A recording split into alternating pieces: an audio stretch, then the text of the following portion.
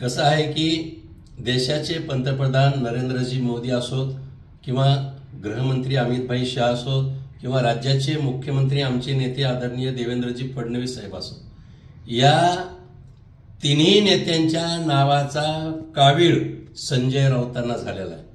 त्यामुळं रोज त्यांना या तिघांच्याही भोवती सगळं पिवळं पडलेलं दिसतंय आणि म्हणून प्रत्येक हालचालीवर काही ना काही प्रश्न उपस्थित करायचे आणि बोलत राहायचे हे त्यांचा उद्योग।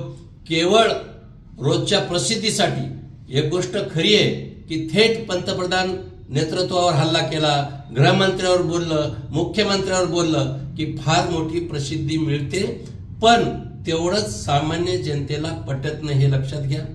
राज्याचे मुख्यमंत्री देवेंद्रजी फडणवीस साहेबांनी एखाद्या विषयावर सामाजिक प्रश्नावर समिती नियुक्ती केली तरी यांना रुचत नाही।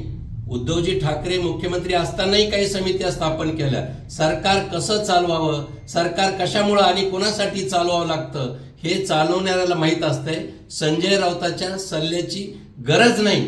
एक गोष्ट खरी आहे की त्यांना पिवळा कावीळ झाला म्हणून त्यांना सर्व पिवळं दिसतं।